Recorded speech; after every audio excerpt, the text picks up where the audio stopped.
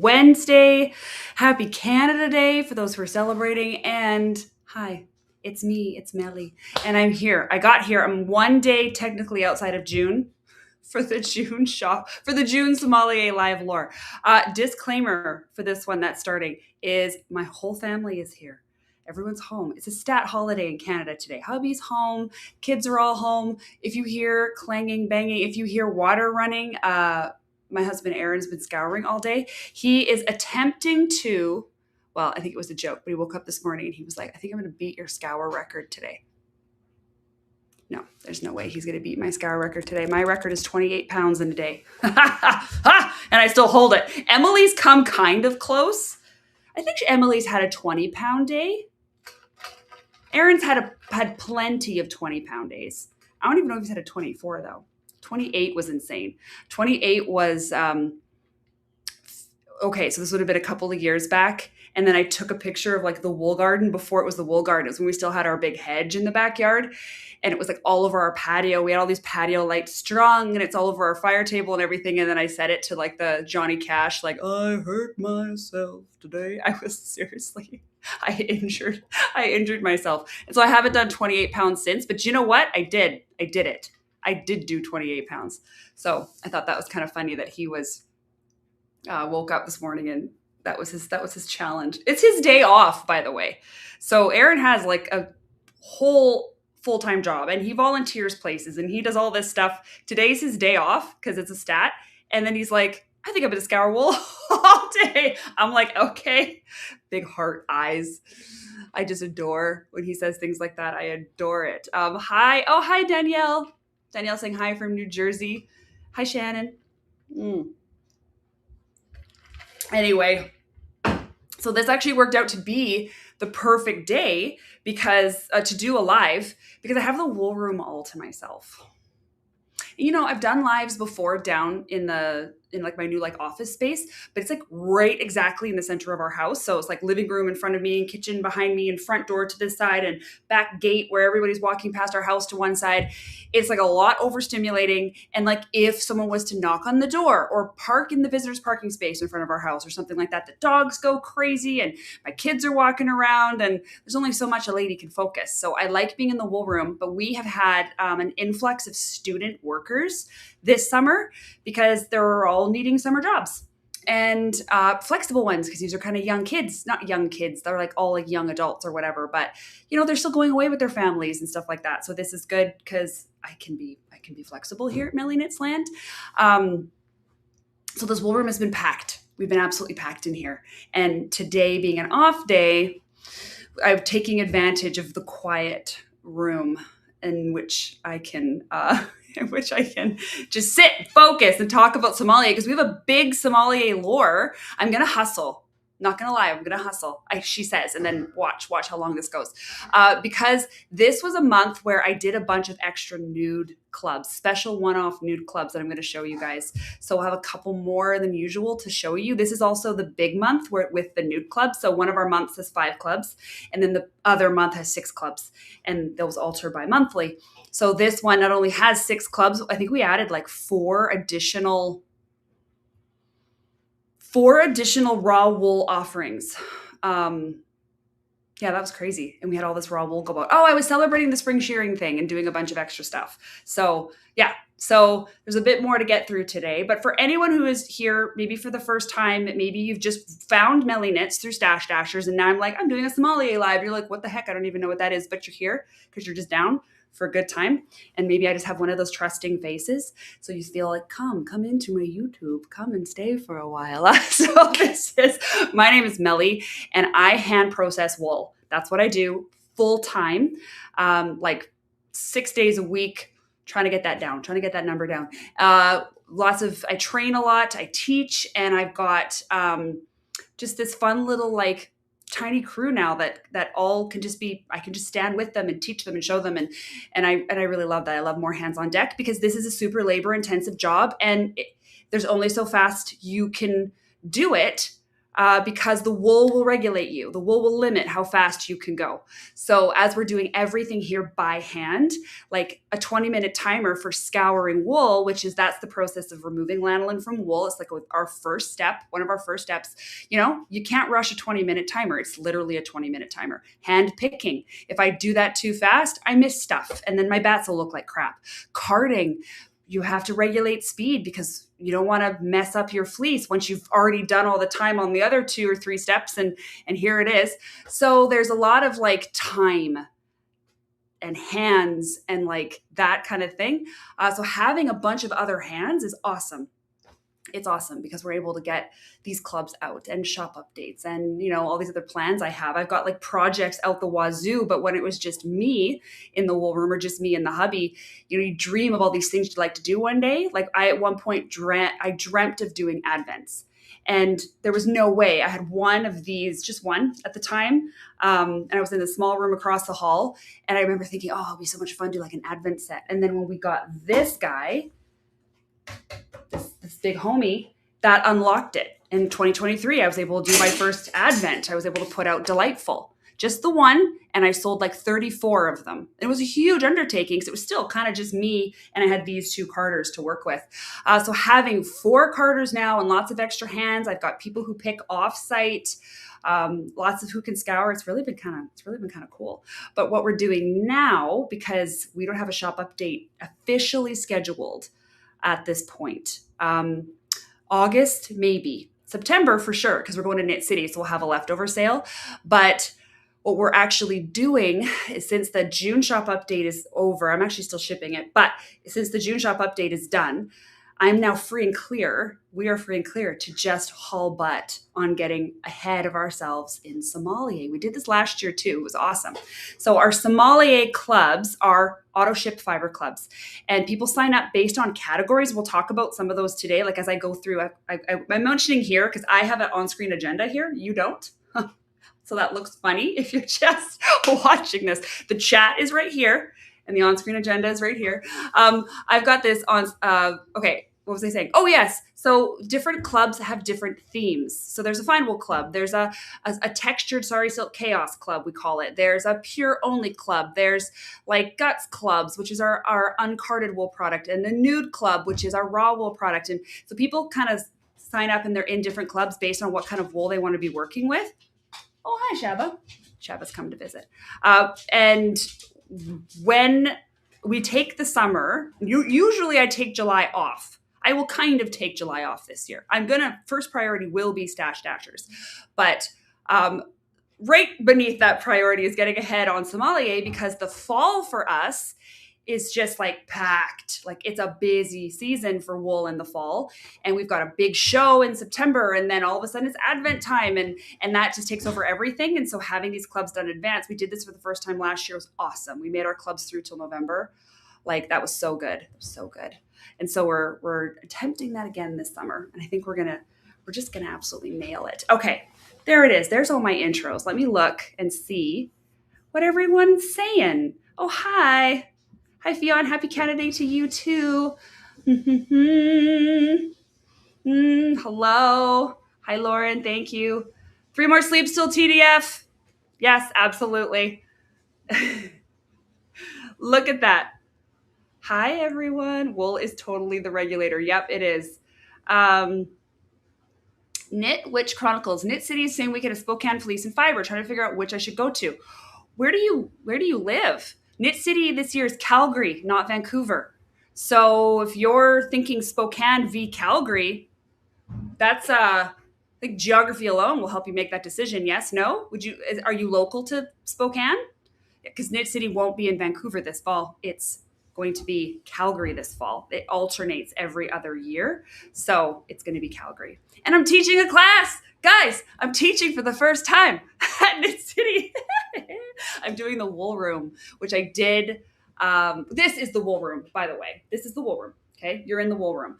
And so the idea is to take the wool room experience and take it in a class format. So like, what do we do here? Let me bring it here and show you guys that you would be, you would be able to leave the class and go home and have a wool room experience of your own on your own. You feel like confident and like equipped and enabled. And so I'm bringing that to Knit City in the fall, and I'm really excited. The one caveat is I can't actually like live scour, which I could do when I did the same course for the first time at Fibers West this spring, which is a show that's local to me. I did the class at Fibers West, and it was awesome. And I'm like, during the 20-minute timers, I'm just talking. But it was a 4-hour class, and it wasn't enough time. I felt like I kind of grabbed a big old fire hose and just like blasted everybody with a fire hose of information. And it might have been a bit more digestible if it had maybe been more of like a regular hose of information, so you could like drinking from the hose kind of pressure versus fire hose. So this class will be 6 hours with 3, a break, and 3, which I think will be way better, but I can't actually scour. The venue won't let me. So I'm going to simulate it. I'm going to make water sounds. No, I'm kidding. I have a whole plan. It's going to be so good. I'm really, really excited. Okay. I'm in Washington. Actually, much cheaper to fly to Calgary than drive 12 hours to Spokane, right? Me and the hubby are just currently planning a trip to Saskatchewan in the middle of this month. There's the Grasslands Fiber Festival or Sheep Festival out there. It's supposed to be, I'd actually never heard of it until he was connected to it through his shearing friends in Saskatchewan. And so then he's like, we should go. Oh my gosh, let's go. So we looked at flying, and it would be like so much cheaper to fly. But we're driving. We're going to do the drive. Although it's like, I think it triples, if not quadruples, the travel cost, plus adds 2 extra nights of hotel and like all this food and stuff, because it's going to be way more fun. I love a road trip with my whole heart, and Dashiell's going on a road trip, and I want to go on a road trip. And so we're actually like lumping in all these little journeys we're going to do. We're like dropping off carters to people in Calgary on our way through, and we're going to stop by Custom Wool and Mills, and we have all these little things we're planning on doing. I'm going to pick up a ton of wool, not a ton, like 60 pounds. When I'm in Saskatchewan, there's like all this, I don't know, driving's way more fun. But I couldn't believe how much more, it is so much more expensive than just flying. Unbelievable. Even 2 people with plane tickets. Oh, I was thinking of 1 person with plane tickets. So then it's probably 2 times the price. 3. Yeah, anyway, doesn't matter. We're driving because it's going to be way more fun. So that's what's happening. Okay. Wow, let's talk about Sommelier. Let's talk about Sommelier, shall we? All right, Sommelier fiber clubs. We built these clubs out in May. We're talking about them in June. Well, now it's July, but let's pretend it's June. We're talking about them in June because I give everybody a nice long lane to get their fiber and experience it. These are mystery clubs, so nobody knows what they're getting until it arrives at their door in their package, which is like major trust energy, major. Because you know what? I am going to send out all kinds of things. And for a lot of us spinners, we all have preferences. Like I do not lean towards long wool. It's not where I lean. I don't hate them. And I've had some really incredible spins with long wools, but like, it's not where I would choose to go. And I still send out like the longest long wools ever in my clubs. I send out primitives. I send out trickier, finer fibers. And it's funny what will like hit people, because some people will be like, you know what? Like, I really love those medium wools. They almost want a club that's like all medium wools, and other people sign up just for the fine clubs. And there's all these different levels, but with these clubs, they're all a mystery. And I keep like a huge spreadsheet where I can see what I've sent the club. I look at the whole history of the club. So for some of these clubs, it's been more than 2 years, but even just the recent history, the last like year, which is 6 shipments, just don't like get too close. Give people good variety. Anyway, wow, where was I going with that?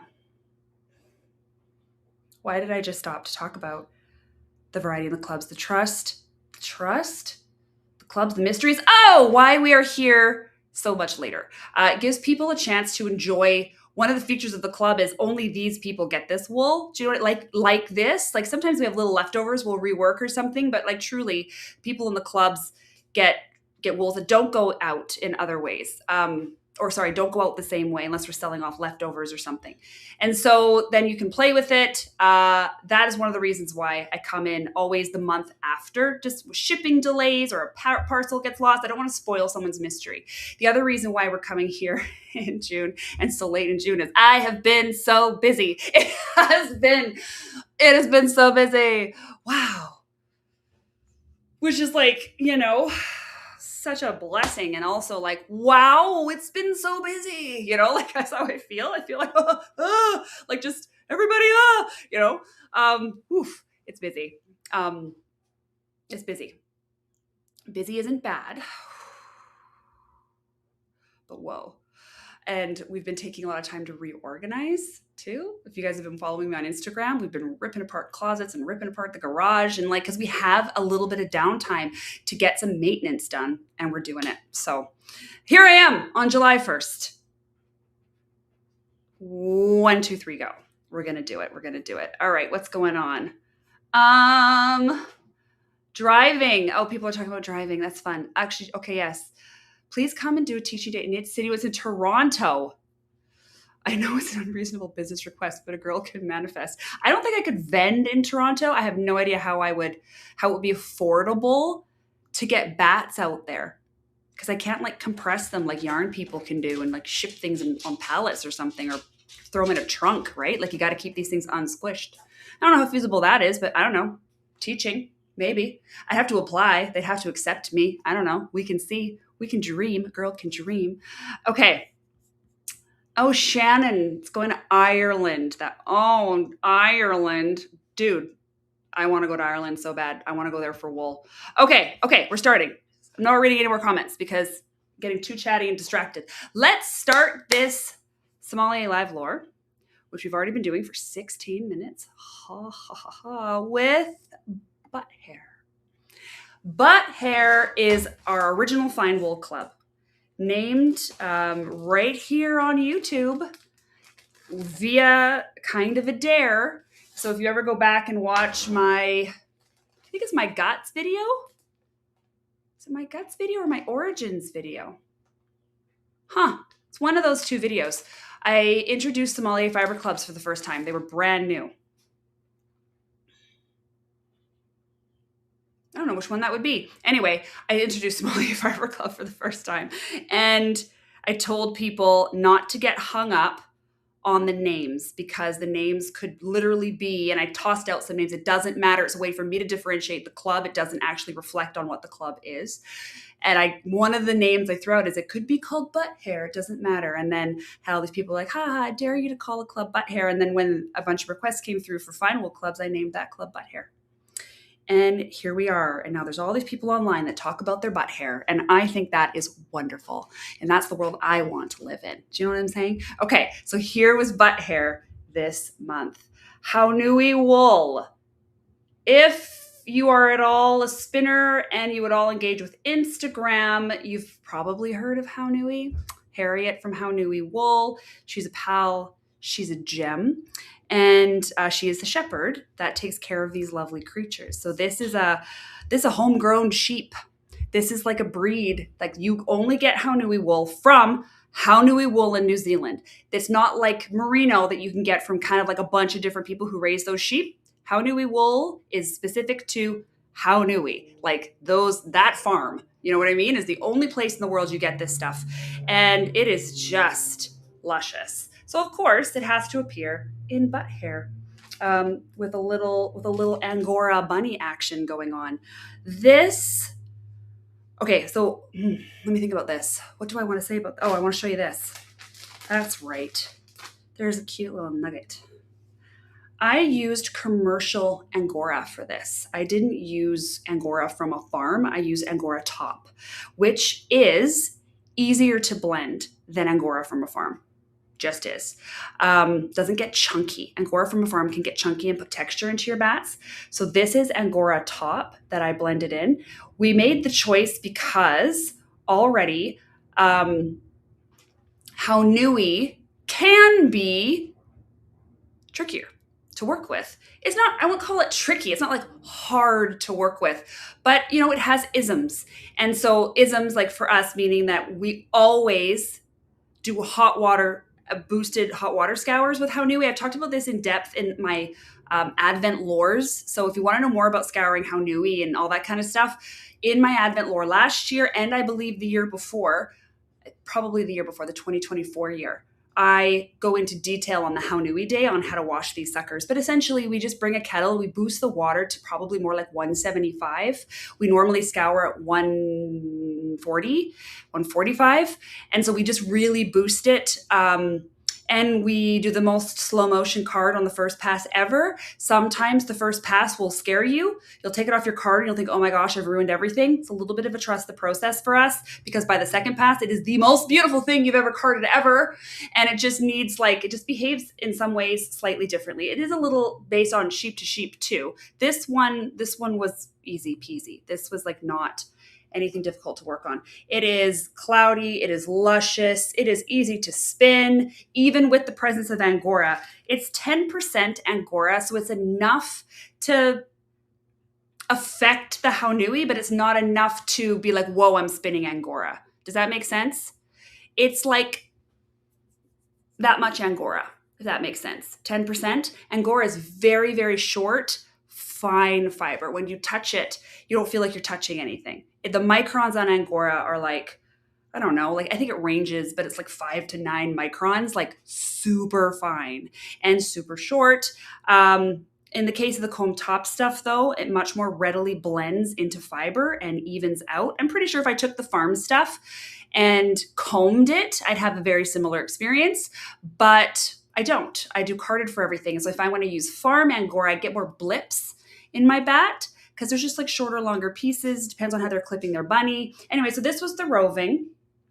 And this was my yarn. And I really, really enjoyed spinning this. Me and fine spins aren't generally besties. So what I like about Haunui is this one was, I think this one was just in the low 20s for the microns. Hold on, I just dropped my thing. Okay. This one was, did I write down? Is it on the tag? 22 to 24 microns. Excellent range. 24 microns on a fine wool, that's my favorite. That's a strong merino. Absolutely love spinning those. But sometimes if it's a 16 or an 18, we can get on the struggle bus together. Because remember, I'm a one-trick pony spinner, right? I like to spin a certain way, and I don't love changing it up based on the fiber.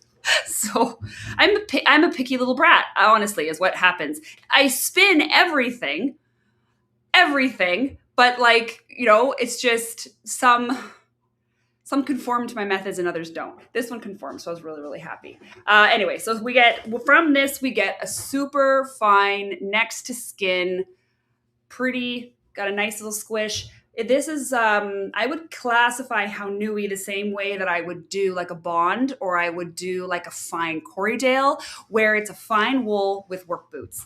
There is a heft happening where it's not so fine, so delicate that you look at it the wrong way and it starts weeping. You know what I mean? This has it's secure.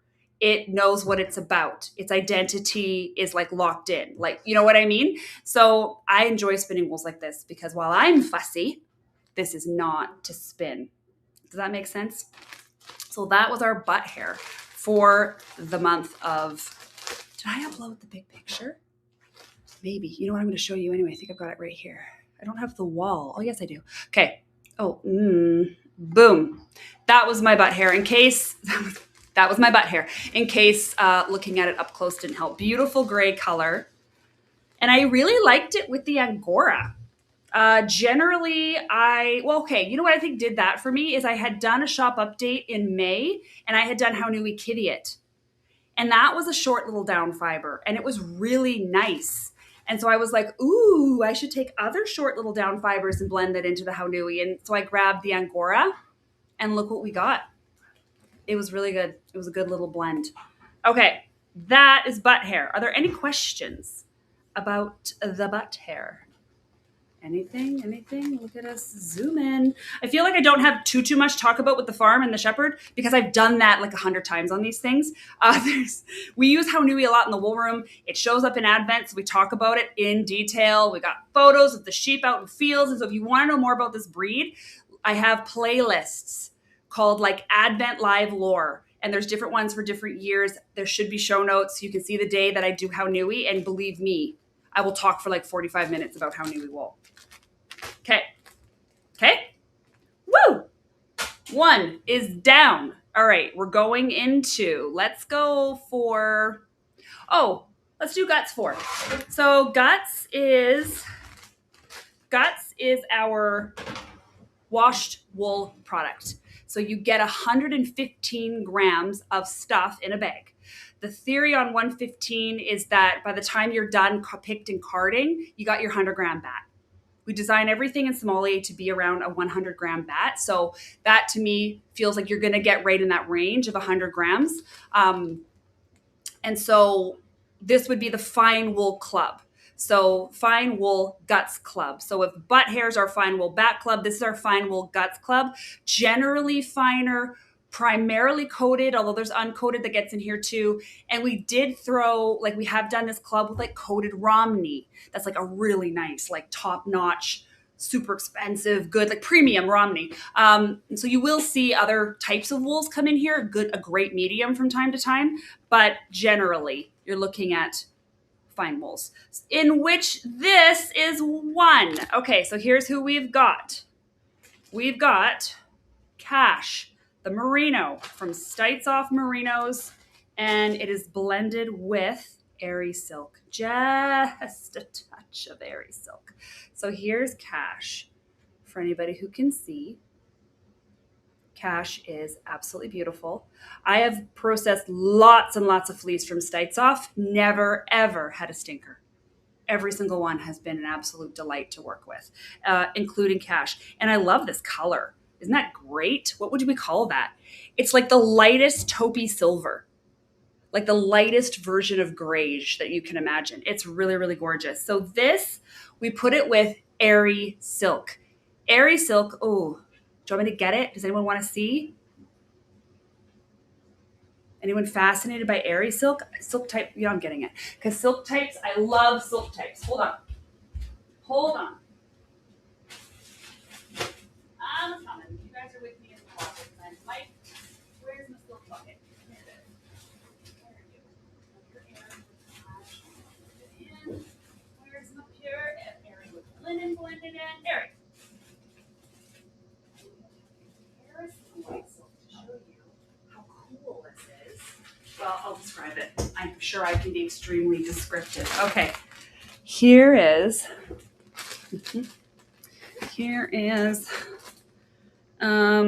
Airy Silk. So Airy Silk is also called piece silk because it's, I believe, the only silk where the worm doesn't have to die in order to get the silk. So they go in and they get the cocoon and process it after the creature has left the building. Whereas the creature's still in the building when they are boiled alive and then the silk is harvested. So this one is not the case. It also makes it the most expensive silk. It's very expensive silk.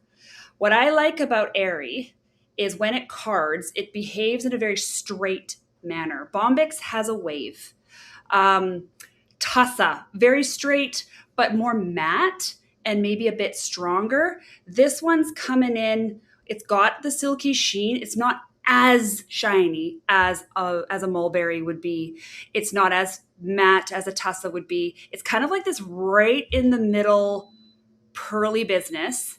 And it's just very fine and wispy, but like, it's like very straight. I don't know if that's a stupid way to describe it, but they're not all like that. If I went and grabbed Bombyx for you right now, it kind of like, it moves. It's weird. It's strange. So I liked this one with Cash. He's kind of organized. He seemed like he had himself together. I don't know. And I thought Airy, that would be fun. And we just did a touch. I'm not a huge shiny person. So of course, to me, and my preference is like a 5% silk. That's going to act to kind of like, I don't know, it'll work through Cash. It'll luster up his fleece a little bit, but he's not going to look shiny and silky. Does that make sense? It's also going to lend to that just tiny bit of drape. So similar to the 10% Angora, because that's how silk behaves. Silk is drape and fall, that kind of thing. And similar to the Angora, when I said that we added 10%, and so what it does is it sort of like gently enhances the Haunui, but you're not like spinning Angora. This will be the same thing. You're not spinning silk. And how this ended up looking is like this. That's how that ended up looking. So you can see a little silky moment. I think Emily ran my samples through our carders twice. We run everything through our carders 3 times for sale. She told me, she's like, it looked good enough. I left it on twice. So you'll see a little moment of silk here and there that probably won't be in your bat if you're in this club. Maybe it will. It's a guts club. We all have different carders. That's how it looks. So definitely not shiny, but it's working. It's cash with the filter. We've talked about this before. There's certain things that have like that Paris filter on them that Instagram has. Someone's asked me if I've worked with cash before. I don't think so.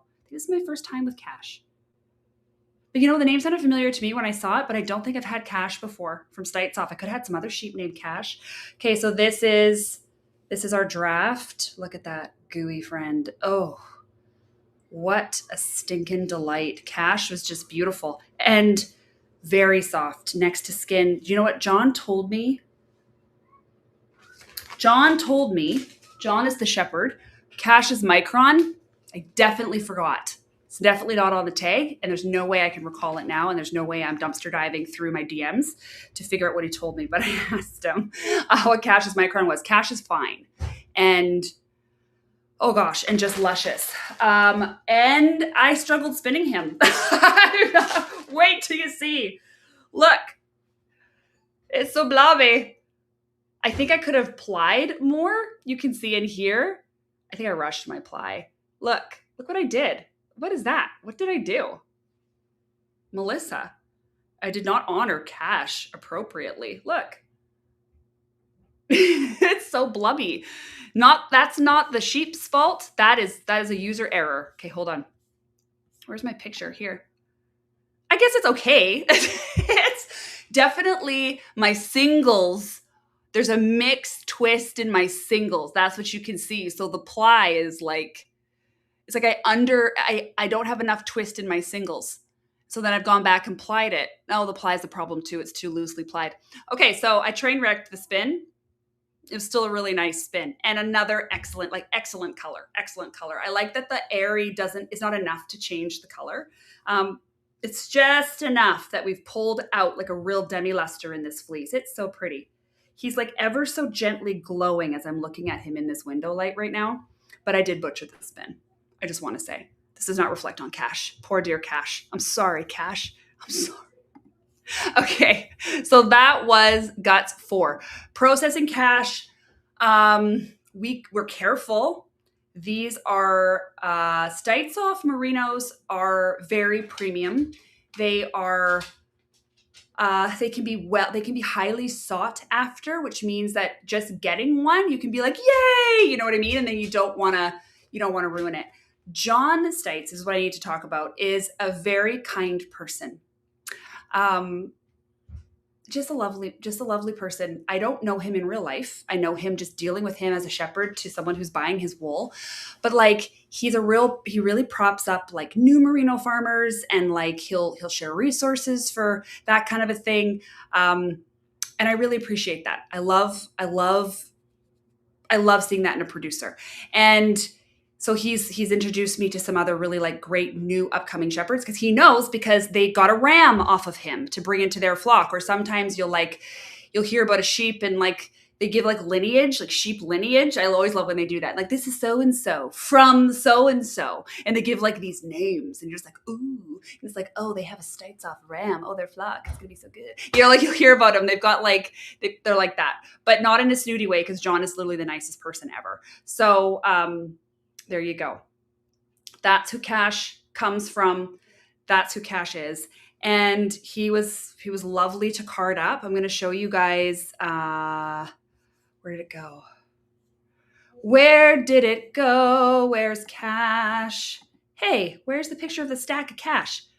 That's not it. That's the Moonrise. Okay, well, here's the children's carding.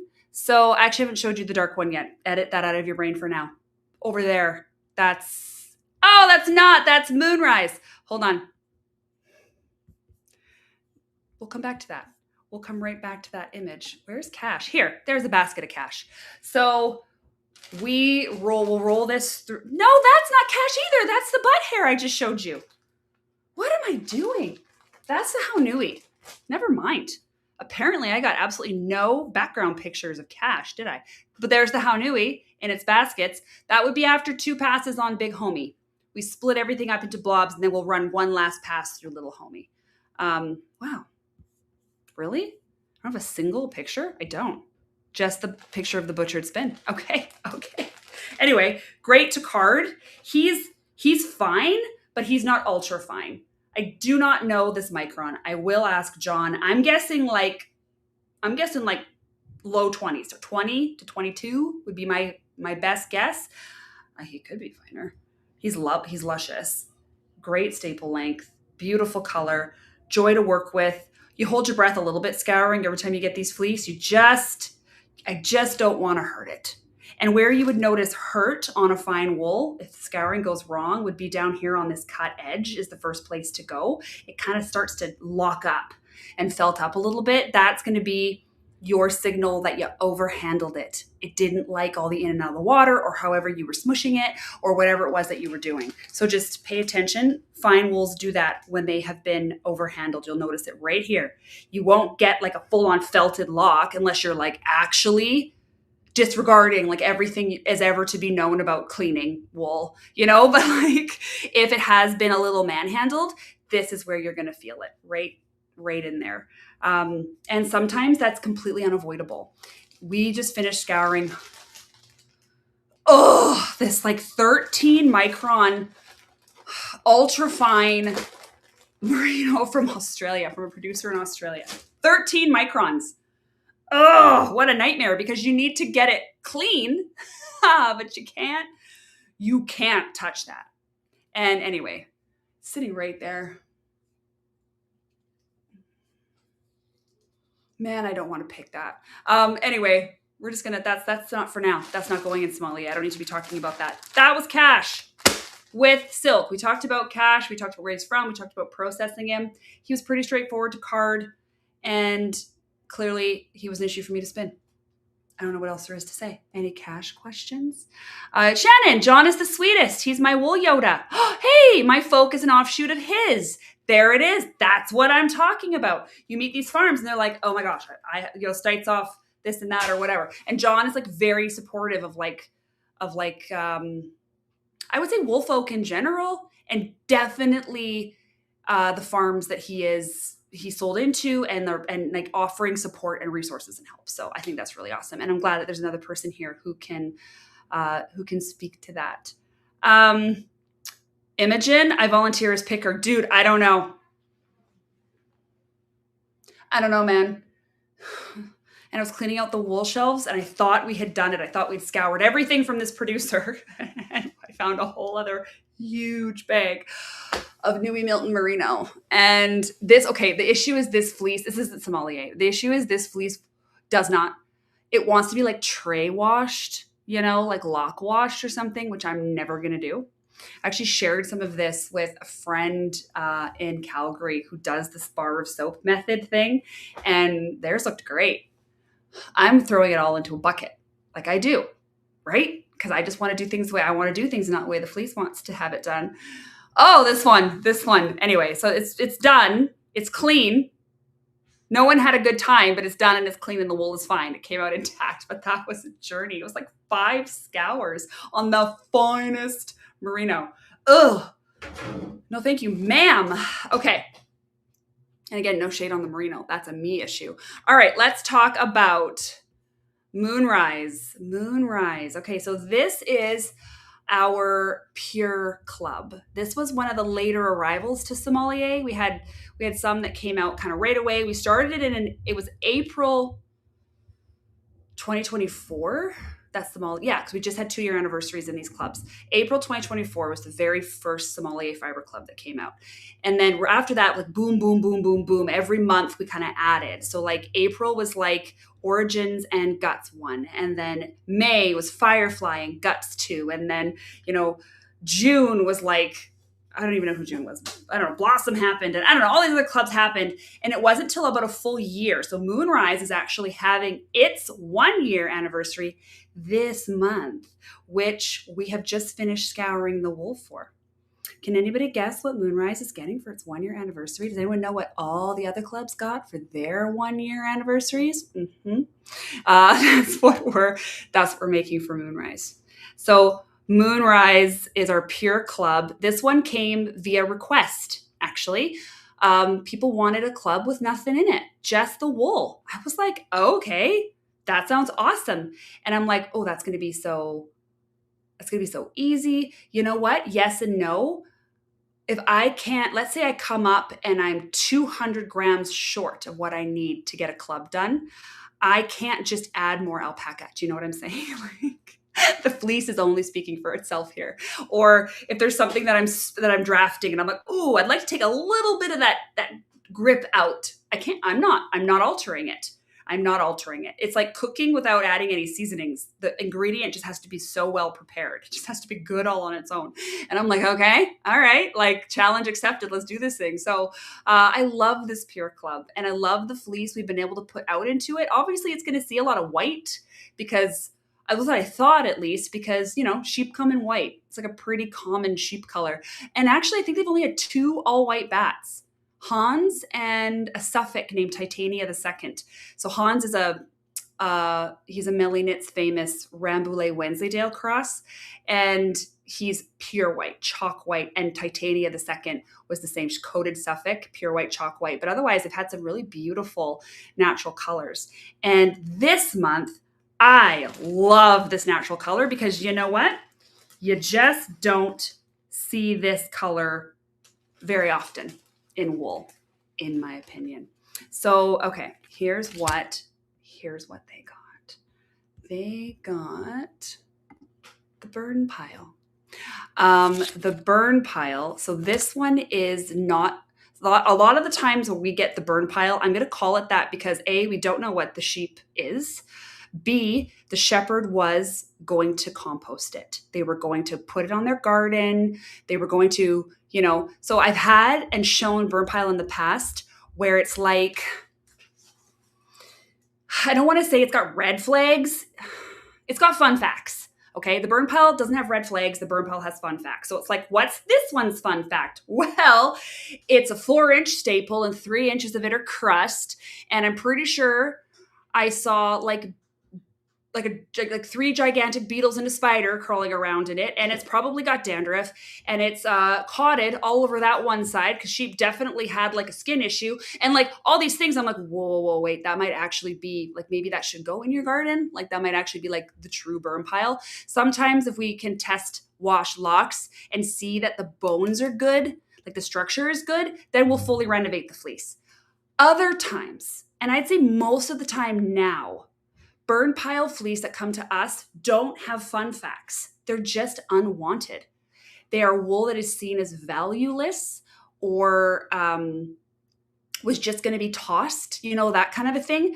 And again, a lot of the times no one knows what the origins of the sheep are. So these are well-loved little animals. They're just like mysteries, and their wool is a byproduct of, maybe it's a meat sheep and nobody wants it. So this fleece, this sheep in particular, was so clean. And this one, all we know is, okay, what did I write? Hold on. I'm going to read this while you're looking at this beautiful thing. Not much is known about this sheep other than it is well loved and has a ram in its upline that was mostly merino. This is one of the loveliest burn pile fleece I have ever had the pleasure to wrestle the dirt out of, and I hope you love spinning this rescued wool. So that's what Moonrise got in May. They got a burn pile, but not just any old burn pile. They got a really, really lovely burn pile. So I had actually gotten a whole bunch of these from the Northwest Shepherdess. Her name's Amber, and she's the sister of a dear friend and of Wesley's childhood bestie. It's his aunt. She's a sheep shearer just over the border. So I live in Canada, but I live right on the US border. I'm like 20 minutes and I could be in the States. She is just over that border. So I consider her to be very local. Yes, there is like a country border or whatever between us, but like she's like 30 minutes away. Like she's closer. She lives closer to me than my sister. You know what I mean? Like who's in a Canadian city that way. So, so when she comes up to visit her sister, oftentimes she'll drop off little gems that she's come across when she's shearing. This was one. There was a pack of 5 that came up. If anyone remembers Mooncake was a fleece that went out probably 2 years ago. Mooncake. She was this gray fleece. Wow. These were all from the same flock where somewhere in that upline had been a merino ram, but everything else was a complete and total mystery. And this shepherd was like just not having it with these sheep, getting rid of them. And so Amber bagged them all up. And I think I got like 5. This is the last one. And Flower was another one that came from that flock. I don't know why this one didn't have a name on the bag, but Mooncake and Flower were 2 fleece. I actually had Flower. I found a flower in her fleece, and my friend Dot at Busted Button put it in resin in a necklace. I still have that necklace. Anyway, here's how she looked spun up. This fleece. There's nothing in that. Okay. See that luster? What on earth? It looks like I put golden mug of silk in this thing. Let's look here. Let's look where it's a little closer. Isn't that stupidly pretty? What a color. I love the color. And especially for a club, again, guys, where I can't alter the color. I can't deepen a gray with peduncle. I can't enrich a brown with that beautiful rusty alpaca color. I'm not adding in colored tussa silks. This club is relying on exactly how the sheep grew it. What on earth is going on with that color? It's like gold. It's like the most beautiful yellow gold. I loved working on this. Very precious little last fleece I had from this flock. What a treat. And I feel like a bit of a poser or like maybe like an imposter calling it burn pile. It is, but I have paid so much money for fleece that were in the same condition as this one that someone sold me on purpose and was not a byproduct or an afterthought or on its way to the trash. So that's what's crazy to me, right? So here's the thing with the burn pile. Not only, doesn't have red flags, has fun facts, it's also going to keep you on your toes. It's a tricky little pile, that burn pile, because you never know. Sometimes you really are going to find the worst fleece you've ever seen and the horrors. Erin still wants me to do a wool room, not from the wool room. What the heck do I call those? I think I call them from the wool room. When I do like I sit alone in the room, not on a live, and talk about wool. I've only done like 3. Wool room diaries. He wants me to do a wool room diary on the horrors. He wants me to do one where all I talk about is the grotesque things we have found in fleece and like had to conquer and overcome. And I mean, I love the burn pile. It has been my greatest teacher. And this fleece taught me that the burn pile is a tricky little gem too. Like this was just such a straightforward process. It was dirty, but it was mud dirt. It wasn't VM dirt. Like it was muddy, but mud comes out in the tubs. VM doesn't come out in the tubs. Mud does though. So like bring it on. I will take mud all day long over straight up VM. I'm sorry. I leave this up really, really long because I think it's really, really pretty and I love it really, really a lot. So that was Moonrise this month. I will often find burn pile. Actually had a beautiful one show up maybe a month or so ago. A gal out in Abbotsford messaged me. She's like, "Hey Melly, my friend's a shepherd and he just sheared and he gifted me all of his wool." Sometimes that's code for the shepherd doesn't know what else to do with it, but hates throwing it away, right? Like, so gifted the wool and it was too much for her to deal with. And she said, "Can I come out? Can I bring some to you?" And I go, "Well, how about, what the heck happened to my basket? Ow, see that? It's jabbing me in the leg. Get out of here, you." So she asked if she'd come out. I said, "Hey, how about we skirt them together and we'll see what you've got. And then, go from there and share how much you want or as little as you want or whatever." She was very generous, but we pulled up the skirting table on the side of the house. So we got to skirt together for a couple of hours. It was really great. And, they were very VMy, and unfortunately, heartbreakingly, they were VMy because I don't know what this shepherd is running, but it is fine wool. It is crimpy, impeccable, fine wool. It is so disastrously coated with VM. I'm talking like green staples because they're loaded with grass, like that kind of a thing. And even when she showed me the post sharing pictures, it's all just dumped in the middle of like the barn, the dusty barn floor, like not on a pallet, not on a tarp, like just right into the dirt. Like they really don't care about this wool. But my best guess is there's some kind of Rambouillet long wool vibe happening or something. Wow, it was stunning. So it actually hurt my feelings to not be able to keep some of this. Like some of it did have to get composted, or it was like cotted. There was some felting, just really poor condition. But oh my gosh, the parts that we saved, it was like the most beautiful thing I've ever seen. A couple weeks ago, I got 5 burn pile fleece from a shepherd. Typical black bag special. 4 went right into the compost. They were all crossed with hair sheep. It's the whole thing. If you've never seen that, it's like, you can't miss it. It's like enormous Kemp. And if you haven't seen Kemp, it's like tiny pubes in your fleece. It's terrible. Little straight, little short ones. It's awful. And it's so not like the wool. Do you know what I mean? It's like coarse. Anyway, sorry, that was probably, I could have picked a better word. It's like eyebrow hairs. How about that? All in your beard hair. See, look at the 2 options I could have done that would have been more appropriate for a YouTube live. Anyway, so yeah, back to this delicious fleece. I don't know if I'll ever see this flock again, but boy, what a treat. And I'm so glad I got this out to Moonrise. I would say that this is on the finer side of medium. That's what I would call this. This is next to skin. This is absolutely next to skin. It has a downy quality to it. So if I'm like guessing at the breed, I mean, obviously we know Merino was in there because the shepherd told us that, but like there's definitely down wool in here. And I wonder if that's it. I don't get any long wool vibe out of this. It's like fine downy wool. So there's no prickle because like down wool doesn't really prickle you. You know, it's like scratchy, but it's not stabby, you know? Anyway. What are you guys saying? Chris, I got a snack of that. You got a snack of this?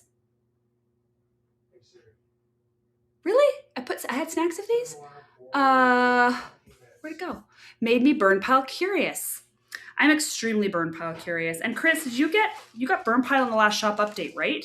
It'll be an easy spinner, but it's not soft like this. It's like a medium, like more like, I put a ton of alpaca in there, so it's soft, but like way more of like a medium wool, like that kind of thing. This one had like some mystical qualities. Oh my gosh, I loved working on that sheep.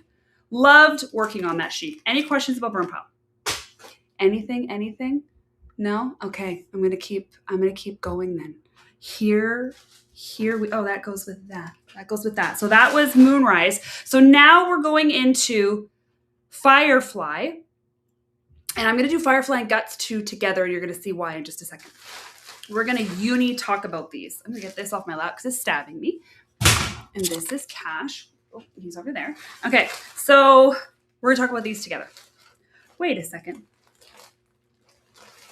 Are you who I need you to be? Yeah, you are.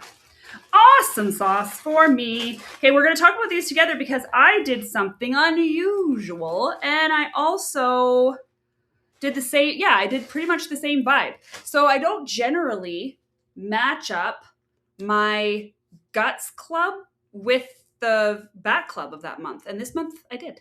In May, I matched them up. So these were both anniversary clubs. That meant these were having their 2-year anniversary. Happy 2-year anniversary to Firefly and to Guts 2 that released on the same month 2 years ago, May. And they have just been hauling butt ever since. So for the anniversary, so 1st-year anniversaries, we did speed dates for everybody. 2nd-year anniversaries, we're doing something called the Delightful Experience. If you watched last month, you'll have seen we did the Delightful Experience for Origins and for Guts 1. That's where, so we have an advent called Delightful, and the premise of the advent is you have 6 fleece, but you experience each fleece twice. So once just the fleece alone, and once the fleece with 20% of something blended in.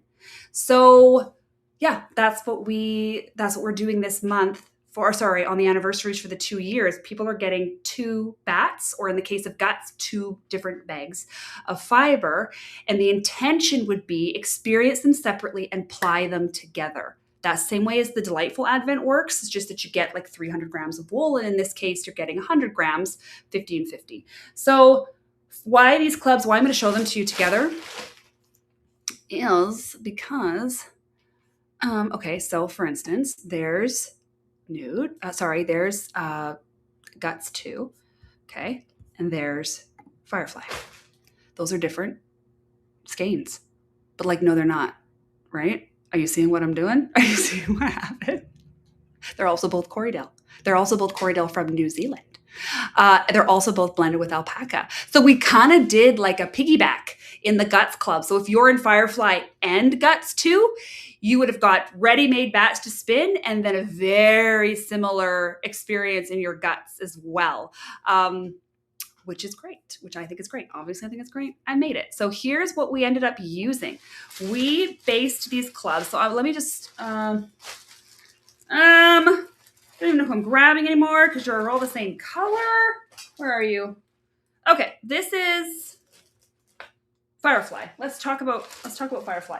So Firefly, this one is a Corriedale from New Zealand, sourced by Laurel at Apple Creek Merino. So Laurel is in Oregon, and she has really delicious, lovely merinos. If you've been around here, you'll have seen them because we use them a lot in our advents, in our clubs, in our shop, that kind of thing. Gorgeous, delicious merino.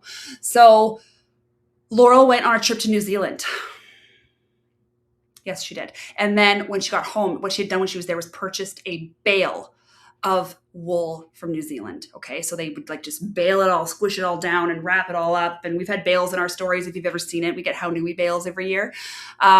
Then when it got to her, she'd pop the bale and then she'd pull out the individual fleece, weigh them, get staple lengths, and she sold them online. And I got 2 new Corriedales from her from New Zealand. And these are not, okay, so actually I don't have a lock. Yes, I kind of do. This is one of the short, I'm going to call this one of the shorter ones. So this is the Corriedale lock. While I have seen long Corriedale in the States, I've never seen it this long. Imagine this one before it all got poofed out. It kind of was like, it had a bit of like a taper to the edge and just really long and thick.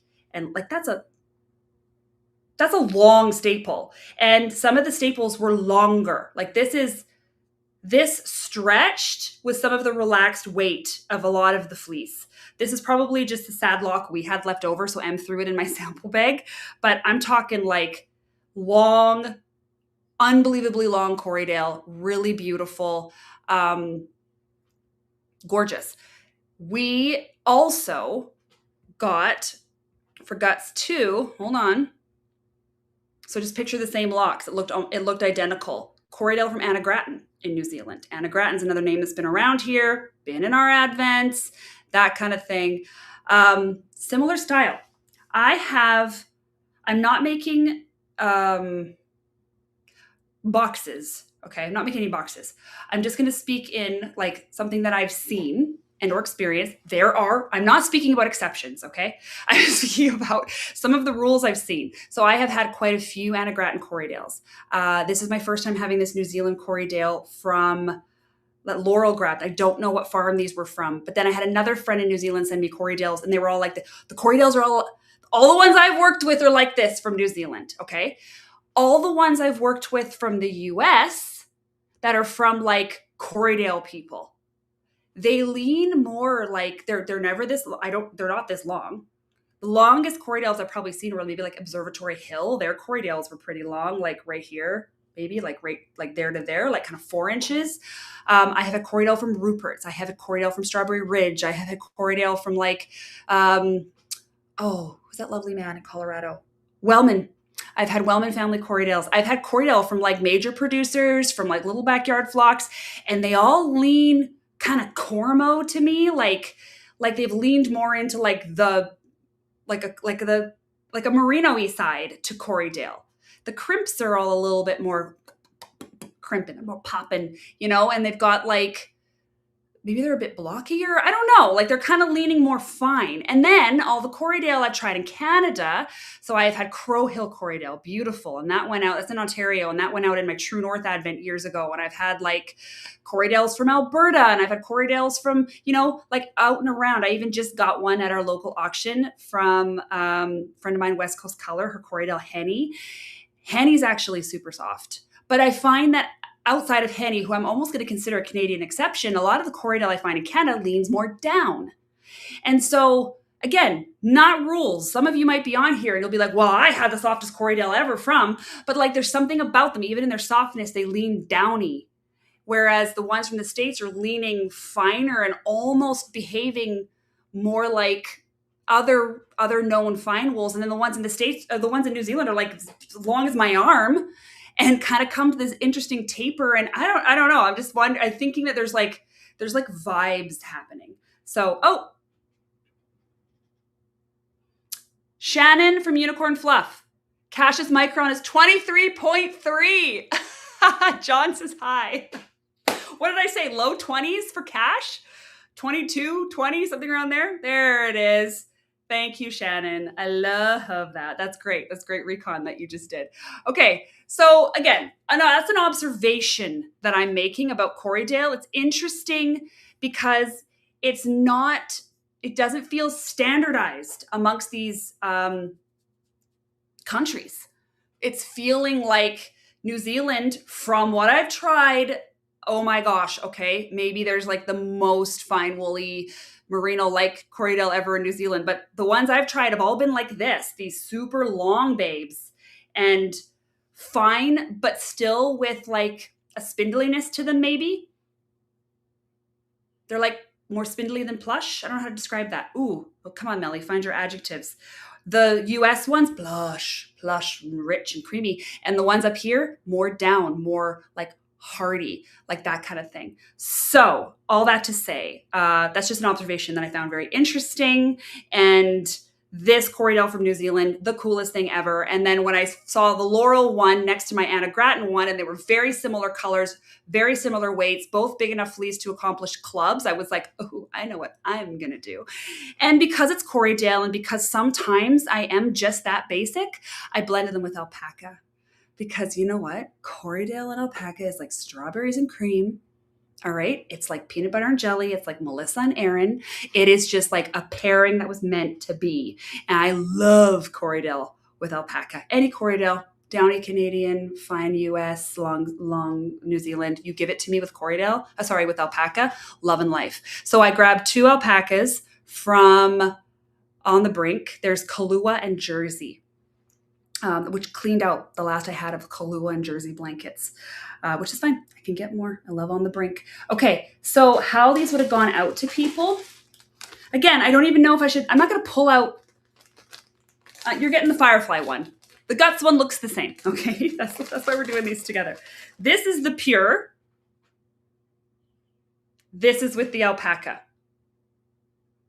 Should the users have lost their labels, you're in trouble.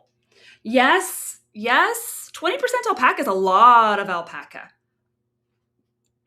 I don't know that it's fighting for like prominence here, but I definitely noticed it in the spin. And this is where it would be so cool to know if other people did as well. I haven't gotten any feedback yet from people who were in these clubs on how did you feel that the pure one spun compared to the alpaca one. Because I found the alpaca one, even with 20%, which is a lot in alpaca slippy, was the easier spin for me than the pure one. I found that I had to really adjust my treadle spinning these because they're so long and I'm a long draw spinner that I had to kind of adjust my feet. I had to slow my feet down because I needed to gain more of a landing. Do you know what I mean? Before I could come back in, because just that little bit of twist, we're locking up like 3 times as long in my draft zone as I'm like, 'cause I really will wind all the way back, right? Like I've got my wheel all leaned and I'm like really coming, I'm not just like gently coming across my body. I'm like, look how far it goes, So I did find, oh shoot, I switched hands. This is the alpaca. I did find that the alpaca, probably because of the slippiness, had me more in my comfort zone, where I normally, my range of spinning, whereas this one I had to alter myself a little bit to accommodate how long the staples are in this one. So lovely spin. Here it is. There's my Firefly. Gorgeous. I'm not a fan of a barber pole. Aaron's actually been bugging me. He's so funny. He's like, you need to make like the most barber pole set ever. I'm like, I can't bear it. I can't look at it. He thinks I need to heal or something. You know what it is? I'm not a high contrast person. So I don't like contrast. I don't like that high, even when I get my hair done. My poor cousin who does my hair. Like I'm an enhanced blonde, guys. Like, I'm a blonde. There I am, but I'm not that blonde, but I don't want that to be super obvious. And not because I'm hiding that I'm not this blonde, but because I hate the chunky look, like I don't want contrast, but I want to be more blonde, but I want to look really, really natural, but I want to be like, she's just like, oh my gosh, every time I sit down in her chair, but I'm like that with wool too. I don't love high contrast. And so I think that's why barber pole freaks me out. Fractal's good. Barber pole, like one black, one white spun together. I'm like, oh. So there it is. There's my hang up. So this one is the Guts one. See, they look identical. Honestly, if you had told me these were both Anna Gratton Corriedales, I would have believed you. They were identical enough that we made sure we had them on completely separate dry racks so we wouldn't possibly get confused because these were like really identical fleece.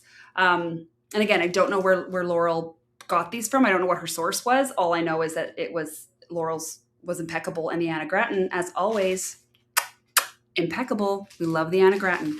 Washing them, New Zealand. So we obviously always add our kettle, boost it to 175. Otherwise, nothing. I mean, the easiest card. Free. It was free. So easy to card. It was one of those where you just you could shut your eyes and actually like irresponsibly throw wool at your carder and it would still card beautifully, which is surprising, hey, because they're so long. You would almost expect you would need to be like specific. Nope. I picked into a cloud. Ooh, boom, in you go. Absolutely lovely, luscious experience and great to spin. Any questions on the Firefly and Guts 2 combos? Anybody? I love low contrast. My partner loves high contrast. Makes life interesting.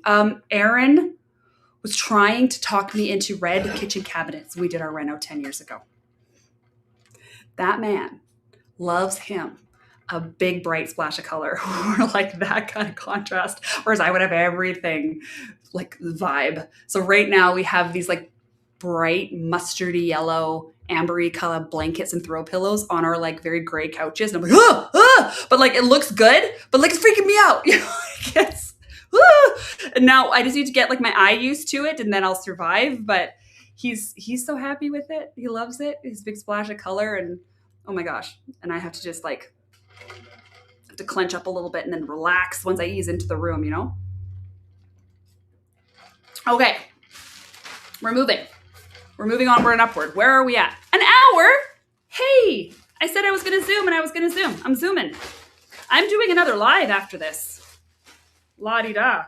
Well, no, I'm going to do an email for Stash Dashers after this. Am I doing my pick my stat? I'm dying to pick my kilo. For the Stash Dashers this year, I spin a kilo. Stash Dashers is the Tour de Fleece thing, okay? We spin for the month of July. And I always spin a kilo. That's what I like to spin. I like that amount. It's a good amount for me. And I love picking out from my stash what I'm going to spin. And I just haven't been able to get to it. Haven't been able to get to it. I really want to get to it. So I was hoping I was going to do that today because the sun's out. It's supposed to rain for the next 2 days. And I'm busy, but we'll see. It would be really fun. I was sort of saving it as a reward for getting all my work done. But then what if I don't get all my work done and then I don't get my reward? Okay. We're going on to Nude. Nude is also a latecomer fiber club. It has not had an anniversary yet. Actually, I think its first anniversary will be like August, like October, like January. I don't know when Nude was January. Maybe Nude was this year. I don't know, but it is on a spreadsheet. So Nude is a raw wool club. And this one was a challenge for me when we first fired this one up because I don't sell raw wool. I know how to sell washed wool. Raw wool is a trick. Raw wool is a trick. And I had some like big conversations with myself over the pricing because I was like, well, like, I mean, marking it up beyond how the shepherd sold it to me feels scammy. Like I had this whole thing where I'm like, but if I don't, then I'm never going to sell it because what would be the point? Why would I just, like it's still a business and I'm still going to spend time doing this and getting bags and labeling and blah, blah, blah. And I don't know. So it was like, I hated that conversation with myself. I hated it. And I didn't even want to put out the raw wool. And then we did. And also brought it with us in the spring to Fibers West. And people were like so grateful that they could just get half a pound or just a pound. They didn't want a whole entire fleece, They don't want an 8-pound merino. They want 1 pound of really good merino.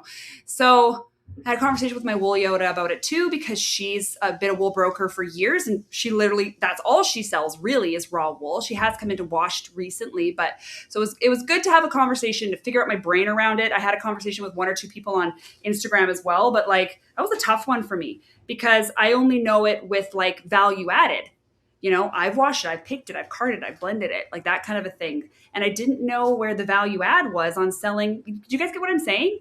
It's still a conversation I'm having with myself. So I don't sell very much raw wool because I'm like, I don't know where I'm landing on all of this. But anyway, and for anyone who's followed me for any length of time or been on my lives or my Advent lures or whatever, like pricing is a really big deal to me. And I only put prices on things that are prices that I have arrived at after much thought and consideration. I don't price something because that's what so-and-so sells it for. And so I feel like I need to fully defend my pricing at all times, even though no one's ever asked me to.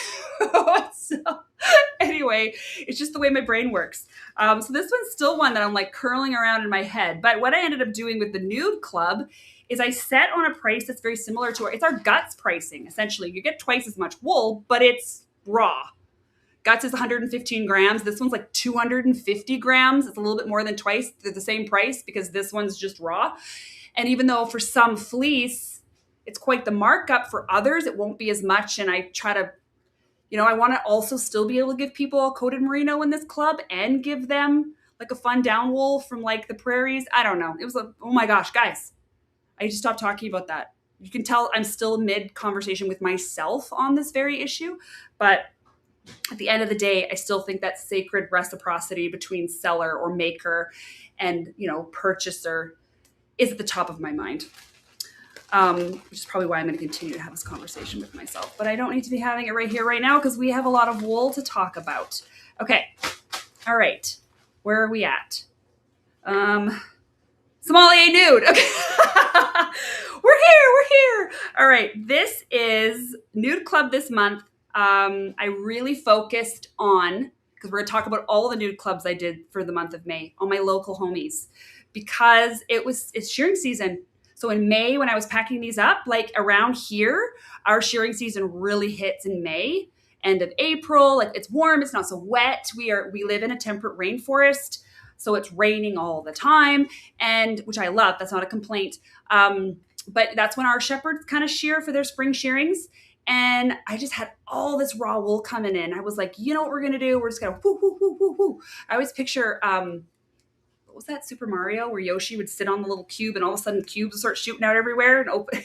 You might not know that reference at all. That's mentally what I'm doing with the wool, with the raw wool. Ping, ping, ping, ping, ping. And getting it out all over the place. So I went with, for Nude this month, wool from a very good friend. You'll have seen her here in the wool room. It's Beatrice. It's Beatrice with a Z on the end, just a Z, Beatrice. Beatrice is from Fiber and Forge. She's out in the valley and good friend of mine. And I got the privilege of skirting her flock with her. She would not call it that, but to me, that's a privilege. To her, that's a part of her shepherd's duties. And oh my gosh. Okay, listen. You guys hear what the things I say about long wools, right? Like, because these ones are crosses, does it count? So Beatrice has a lot. Oh, where's the breeds? Oh, there they are. They're scrolling up. We're going to scroll up on this one. None of those have scrolled up. Shetland, Gotland, BFL.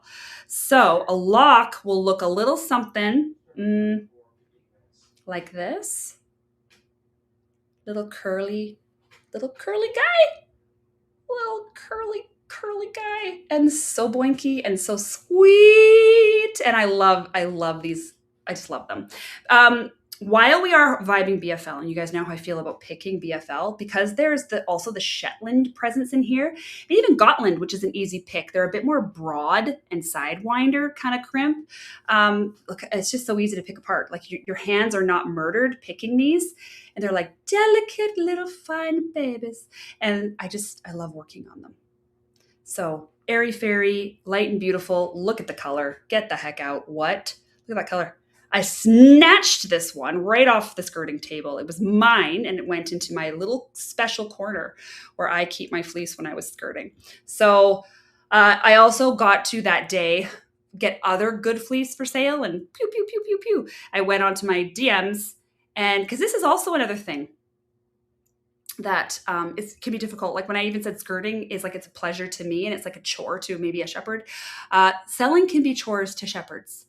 Getting out and shipping. I feel like no one talks about being a logistics expert when you're a small business owner, shipping logistics and transport and stuff. Yeah, you certainly become one. So to me, shipping out like 8 raw fleece is like, give me a half hour. You know what I mean? But to a shepherd, that could be a real detriment, like to even have like the shipping supplies and the bags, the boxes, or the ways printing labels. And to me, I'm like, I got you. So I actually just did that for, like, people sent their money to Beatrice, and then I just took it home and shipped it. And so we got some fleece out into hands too, which was really great. I really enjoy these fleece, and boy, do they card up pretty. So there's our carded sample of Beatrice's cute little stuff. It's got, because we're a crossbreed, and because it's that crossbreed, Shetland, Gotland, BFL, right? There is a loft to this that I can only give credit to the Shetland for. There's an airiness, like a lightness. So it's not like a long wool in its sort of like lankiness, density, smoothness even. It's got this wild, lofty vibe, and it's got to be that primitive element that's in this. Like, that's what her fleece are doing. And yet we do have BFL, which is very sought after from hand spinners, which is a very beautiful fiber, very glossy and soft. And then we've got that Gotland, stronger wool, also glossy, but, stronger. So what we're getting is like a really fun, like there's a prickle here. There's a tooth to this. There is tooth in this. And yet it's like soft and lofty and wild and free. I don't even know what's going on. There's so much happening in this breed. I love me a good crossbreed. Oh, what a color. And then I spun like the fattest spin ever. Look how fat my spin is. I was so surprised. I'm like, why is it spinning so fat? My DK, default is a DK. That's my default. And this guy came out like a little chubbo. Look at that. Isn't it cute? I am so surprised by how that one just like gripped up. It was consistent. It wasn't a difficult spin. It spun real easy, but I don't know why in my head, I'm like, this is going to be, you know what it is? I had Beatrice in the shop update, and I turned her wool like a soft light pink. And it was also a Shetland Gotland BFL. And I remember spinning the sample for that when it came off the carder, and it was like lace weight. So then I don't know why this one, I throw it on my wheel and I'm like pumping out like a worsted. Like, this is a fatty little spin. And I never do that. So I thought, oh, interesting. Fiber was just like, here's what we're doing today. I'm like, okay, that's what we're doing today. So here's my stats that I got for Nude. Here's something we talk about in Nude Club. So this one goes out, on the back I wrote, dumping the first scour on this one was so satisfying. So much dirt came out that you can't see on a dark fleece. This fleece really opens up with the lanolin out, and it is so lovely and soft. So that would be like a typical note I would put with Nude. Sometimes I give a scour tip or what we did, that kind of thing. This one, again, like BC, muddy, rainy. Beatrice has grassy paddocks, but there's mud everywhere. The first dump of water on this fleece was literally black. It was black, not necessarily creamy. Like these aren't high lanolin fleeces, but just like super, super black. So anyway, very, very satisfying. Enough for me to make a note about it here. And then they do present in the bag as quite small and dense and heavy. Like anyone who got this club, like your bag's going to feel tiny. The weight's the same. Every month I do about the same weight. So I go down to my scale, it's in pounds, and I weigh out, it's either 5.2, it's either 0.52 or 0.54. So half a pound, right? I'm not in ounces. And I don't know why I don't do it in grams. I think because the grams dances too much. So 0.5 pounds is what I say I'm selling. Half a pound, 0.5. But I do 0.52 or 0.54 because I'm constantly paranoid that my scale is going to be off by a little and I don't ever want to shortchange anybody. So we just do a little bit of an over. So in the case of this one, we're starting with, at the minimum, it says on here 225 grams because that's what I say I'm selling, is that's half a pound. But really, it's not. It's more like 240 grams, something like that, because I'm doing the 0.52 or 0.54, like anywhere in there. So based on not this 225, because it's more, based on the 235, let's say, or 240, I had 190 grams when I was done, which gave me 20% loss, 20.83% loss on scouring this fleece. That's low. In case anyone doesn't know what I'm talking about the weight of the raw wool, and then take that same half pound and weigh it when it's clean, and it had a 20% weight loss. That's low. So we'll talk about some other ones and you'll get to kind of compare, but like 20 is pretty low. If you come across a 20, to me, that's notable. Some breeds are always going to play around in that zone more. Others, you're always going to expect 40 or 38 or 35 or something like that, like our finer, greasier wools. 20%, 20.83% is what my sample lost. We base the size of the Nude Club at half a pound because I said everything in Sommelier is based around getting a bat when you're done. So either you're in a club that gets you a bat, or you're in a guts club that gets you a bat minus some losses because you're carding it, or you're in a nude club and you got to scour it and you got to pick it and you got to card it. We're going to have at least the minimum 100 gram bat end at the end of this thing. People who got this club specifically this month, you're going to have more. You're going to have more than just your 100 gram bat because it lost so little in the tub. And you got to remember, a lot of dirt came out, and dirt is heavy. So if my first scour dump is black, and then we got all the lanolin out, and it's still all in lost 20%, that means the actual lanolin content in this is much lower because that, or not even much. Let's say it's 15%. Let's say we lost 16%. That's anything under 20 is low. Okay. So if this had been like a coated sheep, I bet the number we would have seen would have been like at least 17 or something. Like you're just like, whoa, like you never see that. So there's that spin. Super beautiful fiber. I love my friend, so it's very easy for me to talk about her wool and also like this color. Get out of here. Sheep just grew that. Beautiful. Beautiful fleece, carded up beautifully. Scouring was very interesting. That was Nude. Now, in addition to the Nude Club that we put out bi-monthly, because it was spring shearing, I did a celebration of nudes. It was just Nudist Month at Melly Knits, and we put out a bunch of other nudes. But before I get to those, let me just quickly show you. There's Firefly. Look how cute, with the little lock on the top. This is some behind-the-scenesy things. That was the Haunui. Those are the only two I have there. And then this is the children. If you see what is that? Those horrible beer shorts my son wears. Like these free shorts he got that have like Corona bottles all over them or something. So that's my son, Wesley. He's carding up the Moonrise. That's the bird pile. And then next to him would be Naomi. And she's carding up Firefly. So there they are, side by side, little homies. There's cute little David. We love cute little David. And this is stacks of Moonrise. That's the yellow, and Firefly. And then in the distance, you can see another stack of Firefly being wrapped. And how you know it's being wrapped is look at all the tape on the edge of Big Homie in the back corner there. So we've tape all over the sides of these like work tables. And so Emily will probably be out on that work table. She's probably wrapping the pures. And we're doing that before we wrap the with alpacas, probably making little marks because otherwise it's really hard to tell them apart. But that's how you know what's happening in this picture. Just stacks and stacks of bats waiting to get wrapped as they're coming off the carters. And do I have any other little behind the scenes? I was better about that this month. Oh, I do. Look.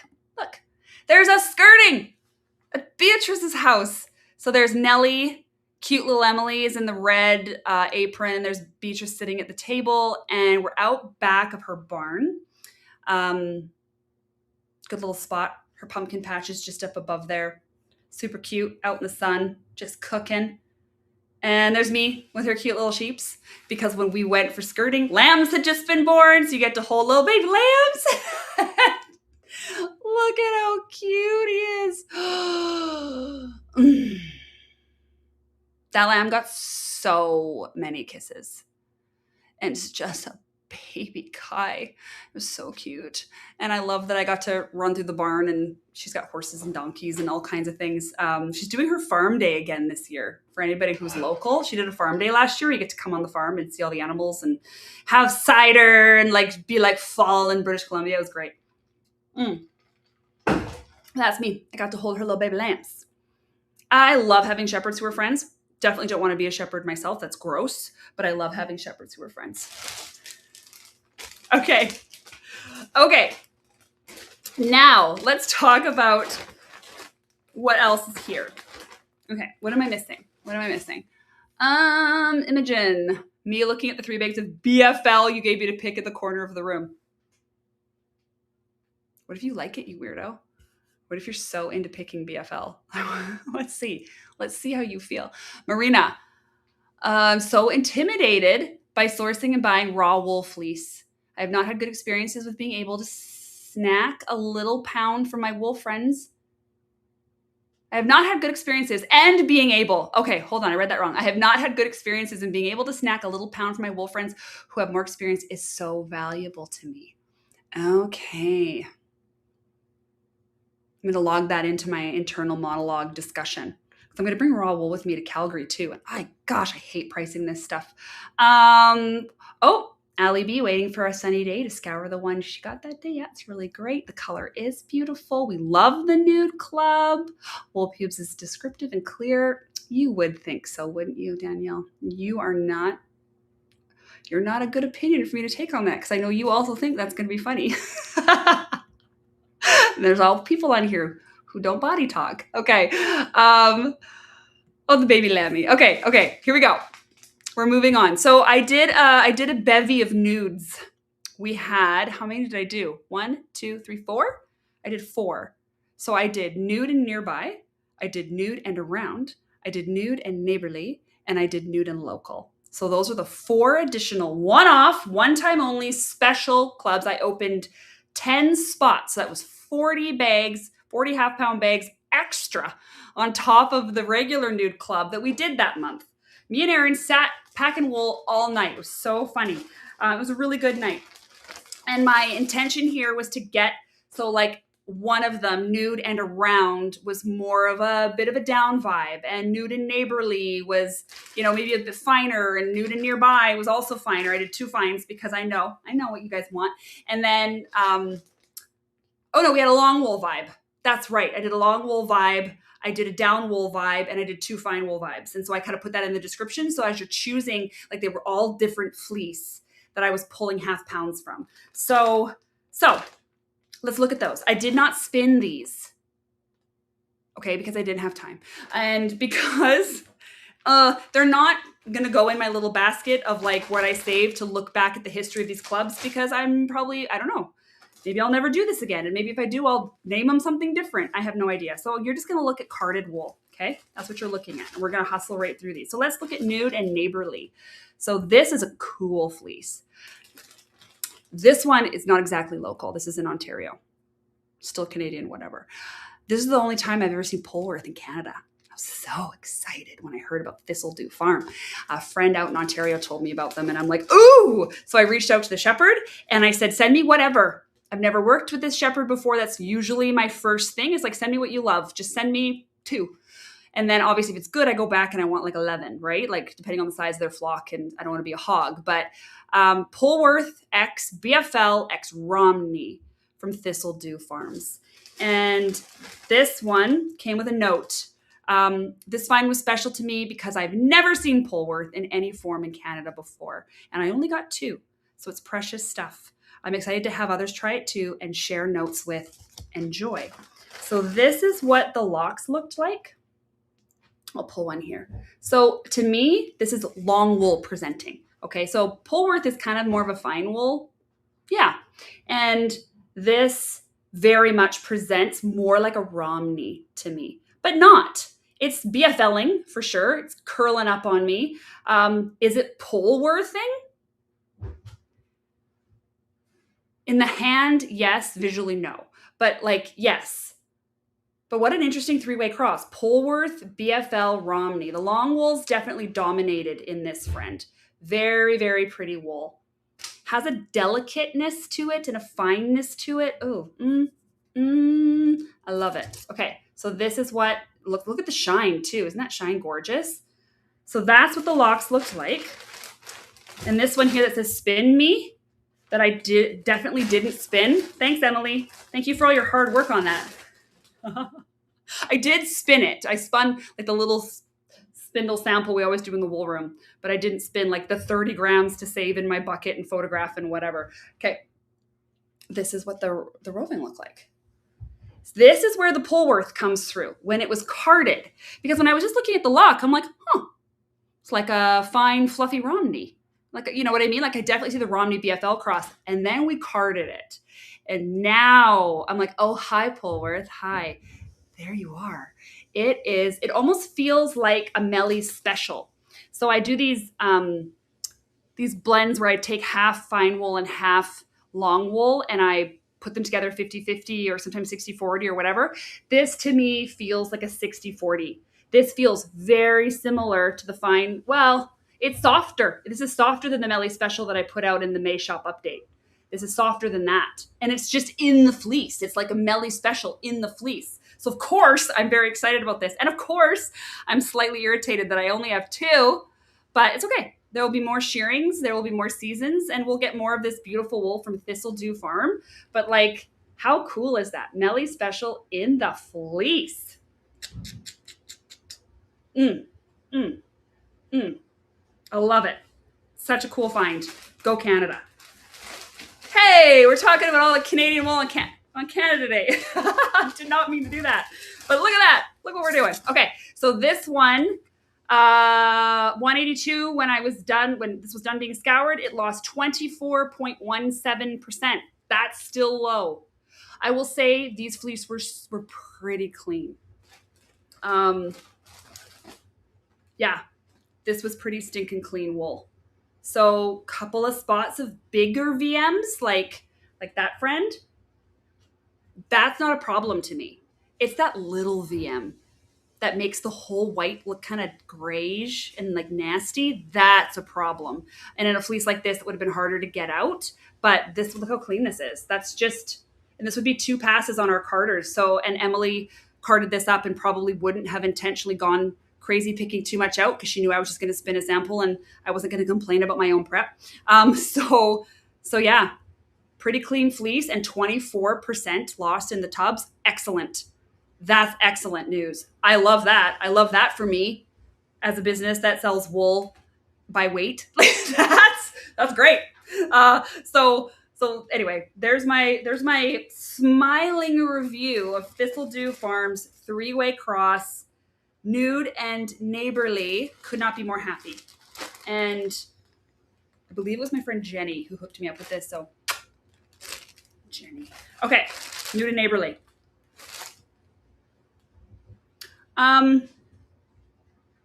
those of you on this live, if I can get to it, because I have so much to do still today, I might just wrap up these little sample blobs and throw them on the site.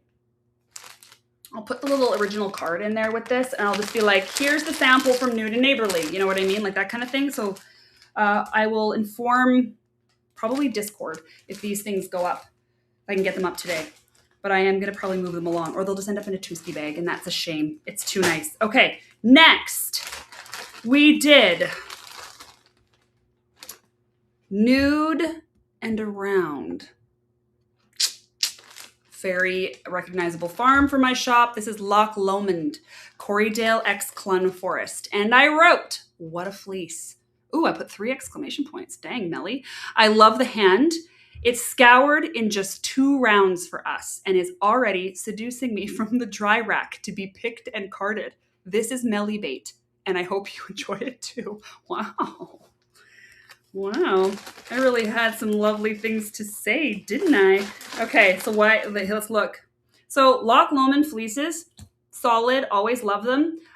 They are VME, but it's the kind of stuff that you can like remove. So please do not be shocked when I show you this, because this will fling. This will fling. But this will fling-flang, fling-a-ding out of the bat. Look, okay, yeah, that is Melly bait. Look at that. Look at that. Corriedale Clun Forest, get out. So Loch Lomond has just started running Corriedale. These Corriedale blends. I'm so happy because I always really liked their down wools. Been putting them in the shop for years. And then when they're like, we have Corriedale this year, I'm like, what? Like, I was like, it's Christmas. So look how pretty that is. Look. And now, isn't that interesting?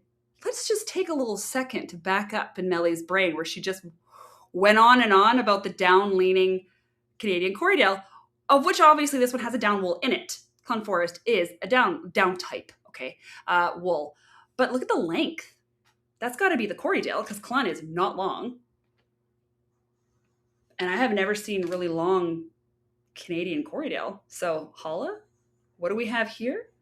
What might we have here? I feel like I need to explore this more. The Corriedales. Ooh, yeah, this is Melly bait. I forgot how much I love this wool. Okay, let's look at the snacks. So Emily has packed the Spin Me and a big bag that says snacks. Look how much we have of this. Oh, because she would have carted up the whole half pound. 2 passes, though. I'm going to bet she didn't do 3. We do 3 for you guys. We don't do 3 for us. We're like, we'll take it. It's just me. It's like when you're eating at home and dinner is like a bag of chips, but if people are coming over, you go out. Okay, here's the rope. Look. Oh yeah. Oh yes. That is excellent. That's so good. So again, yeah. Okay, here's where you can tell. In a Melly bat going out in the shop, we would never have left all that in it. Not in a million bazillion years. We would have picked all of this out painstakingly on the little homie, and I'd be X-ray. You can see? Would have picked all that out. That's 2 passes. But you know what? Spins like a dream. Dang. Love this fleece. Love it. And that was fun for me. Love this. Will absolutely be getting more of their Corrie crosses in Corriedale because I love Corriedale, but I really love that one. Scouring this, not an issue. You don't get a ton of color in your buckets with a Loch Lomond. It's VM. They're VME. They are VME little fleeces. So if you're okay with that, with stuff like this, it's this kind of a VM. Oh, well, wouldn't you know? Okay, like this big guy. That. Like hay bits.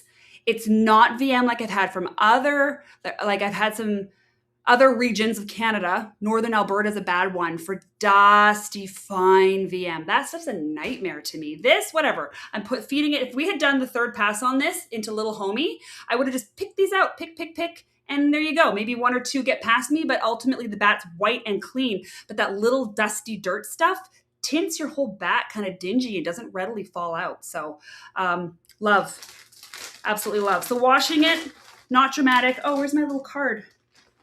I remember this one lost like nothing. 19.7%. We had 194 grams out of the 235. That lost very little weight. 19.7% loss in the tub. Guys, that's a winner. That's a winner. That's a winner. And I love it. I gotta tell Brooke. I'm gonna send this link to Brooke. That's the shepherd. I'm gonna be like, Brooke, listen. Oh, look at this big. Sorry, I'm just gonna look at this big guy, Emily Carter. Oh yeah, VM for days. Look, can you guys see? So this is what our bats will look like. This is kind of a fun topic. If they're VME, they'll look like this after 2 passes on Big Homie. And then on Little Homie is where we have the opportunity to go crazy, which we didn't do. So that's what that would look like. See, because I don't care. I would still just spin that. All right. VM is there. Sheep eat and live in fields. It doesn't offend me, but I don't like to ship it in abundance. Do you know what I'm saying? Okay. That was, who's to spin me for? Where's the card? Is the card? The card's in there. Okay, so that was Nude and Around. That's what we did for that club and for the people who got that. Then we did, who are you? This is a fun little game. You have to remember, since packing these up in May, the beginning of May, and then we had the May shop update, and then we had June Sommelier, and then we had the June shop update. We've worked through 80 fleece or something. These were 80 fleece ago. So I need to get, these were 80 fleece ago. So I need to get on my cards. Okay, so this is Nude and Local. We haven't looked at that one yet. Let's go. Nude and Local. Ooh, okay. Russell Craig. Another Corriedale. This one, though, I went into as I think the last one probably should have been the downwall option. It might have been this one. Russell Craig from Ontario. Rainbow Wools is a new producer to me. I got 2 fleece from Rainbow Wools this year. One is Spot Butt, who went out chaosed in the May shop update, 2 colors, and blended with alpaca and chaos and silk and everything. We really dressed her up. And then Russell Craig, the Ram. I liked Russell Craig better even than Spot Butt. Russell Craig was like softer than Spot Butt. Okay, here's what I wrote. This is a Ram. So we did our customary extra scour that we always do for Rams. And even with that, it was just 3 scours for us. This is a purebred, registered Canadian Corriedale. That may not matter to some people. The shepherd was very intentional to let me know this was like registered Corriedale. So what that means is that this could be registered with like the Purebred Sheep Association. Like all this wool contains genetically is Corriedale. Okay, because otherwise you could be like, yeah, I got a Corriedale, but maybe it's like 1/8 Hampshire or something like that. Like, no, the bloodlines go back on this babe. We know this is Corriedale. This is also an excellent conversation about yoking. We've talked about yoking before. I showed you guys last time we met a Romney lamb with a ton of yellow, bright yellow yoking. Do you guys remember that? And I said that this is a gorgeous fleece. There's nothing wrong with this fleece. And I wanted to stick it out in a fiber club, but yoking is looked at and can be a fault. It's looked at as a fault. It can actually be, it's a fault on like a judging sheet, but it can also imply fault. Like it might break right at that yoke line. Not always though, and actually not often. So I don't know if you guys remember that little fleece we did. That it was, I can't even show you now because we've carded it. Look at this.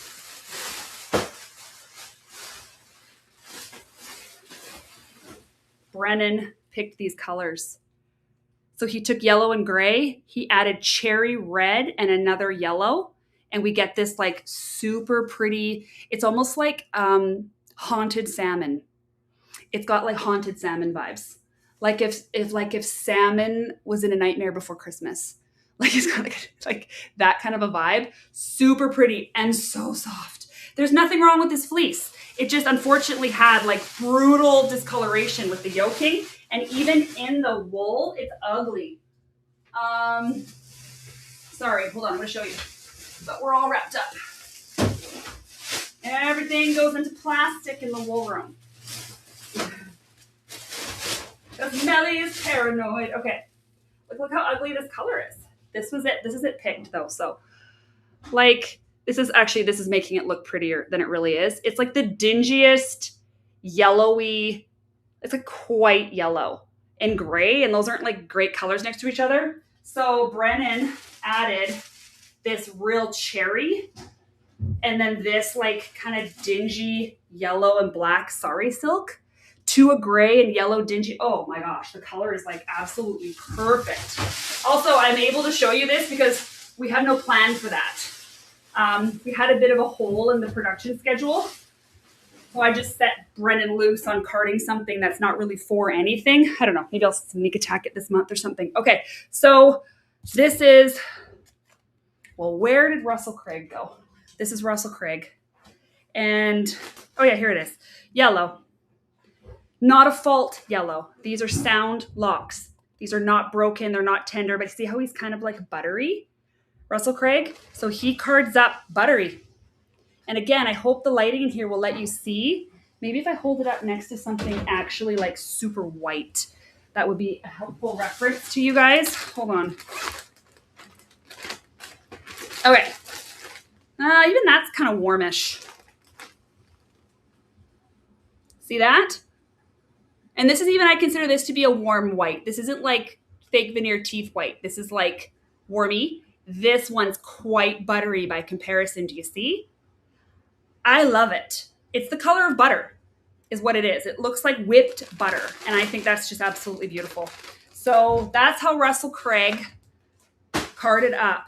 Russell Craig lost. We ended up with 145 grams clean weight. So he lost 39.5%, which I was shocked because in my note here, I go, even with that, so we did the extra scour we always do for rams. Even with that, it was just 3 scours for us. In 3 scours, this homeboy lost basically 40% of his weight. 40%. So if you buy, I'm not going to do this math because this isn't my brain. Let's just pretend it's half, all right? Because it's close enough. You buy a 5-pound fleece, you got 2.5 pounds clean. Or in this case, you buy a 5-pound fleece, you got around 3 pounds clean. It's a lot of loss in grease. It is a ram, and they seem to have extra waxes and greasy things. I'm surprised. I'm surprised though, because it just left him. Like 3 scours. We didn't have to do a 4th because he was really soapy after the 3rd one. So we were like, because normally we would expect 4 scours for a ram, and we'd always just do the extra one. And this guy was like super done at 3. He was like, no more soap. And we're like, okay. And then 39.5% is like, he was like, take all of my lanolin from me. Okay. So love working on this fleece. Very easy card. He's softer than the U spot butt. I'm so surprised because generally you think rams are coarser, and he's not. He is lovely. He's a good boy because this is pure. We didn't even put anything in this, and he's feeling really, really great. The one thing would be that he's got a warm yellow all throughout. But look how pretty he is. Okay, so you know how, again, back to the Corriedale. Wow, I did a lot of Corriedale this month. I didn't realize how much Corriedale I was doing. And I said that Canadian Corriedales lean downy. Point in case. This is pure registered Canadian Corriedale. If you blind sent this to me and asked me to guess the breed, I'm not guessing Corriedale. I'm guessing, well, I'd probably guess a down wool sheep. It's finer than like something like a Suffolk. I've had some Dorsets this soft though, but they're not built this way. Anyway, all I'm saying is it is more down leaning and just, ooh, really nice, really fun to work with. So there we go. Down leaning in its qualities. It's a registered Corriedale. That's Russell Craig. 39.5%. Obviously, carding him was effortless. That texture, oh yeah, like forget it. So easy and clean. See how clean that was compared to the Loch Lomond? Sorry, I'm going to pull this back out again. There's nothing in him. There's no VM here. Go Rainbow Wools. That is clean. There's not a single spot of VM that I can see. Look at Emily. Spin me. No. Yeah, there's nothing in this. He's a super clean boy. So that's awesome. I would buy from Rainbow Wools again. I really liked working with both these sheep. So love that. Love when we meet a new shepherd and it's good. Okay, last one. What do we have? What do we have? Oh, you guys like the lamb, do ya? That color is stunning. Yes, it is. How do we get the Discord server? Oh, Jenna, There's a link in my Instagram bio. Those stupid links expire all the time and you have to refresh them. So if I don't remember, they run out after like a certain amount of time, but there should be a fresh one in my Discord, in my Instagram bio. Just click on the links and it's like the last one. Picking nude and local as you're chatting about it. This has been so much fun. Oh, hi, Serena. Popped over from watching old Advent Lore Lives. Hi, Amanda. Soft, but was a stinky boy. It was a ram. All rams are stinky boys. Haunted salmon. Haunted salmon. Ghostly, cryptly salmon. I love the color. Brennan has loved playing with color in the wool room. And so him and I really were like looking at the base color of this fleece. And we're like, okay, well, that's ugly. Like picked. How do we work with what we have though? We have gray and we have yellow. So we grabbed the haunted yellow sari silk. And then I'm like, what if we did a big warm lift underneath? Because we understand the way that like those dyed tussas work and stuff. And anyway, oof. Wow.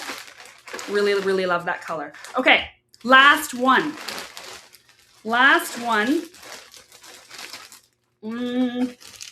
Where is your tag? I know who you are, but I want to be accurate. Okay.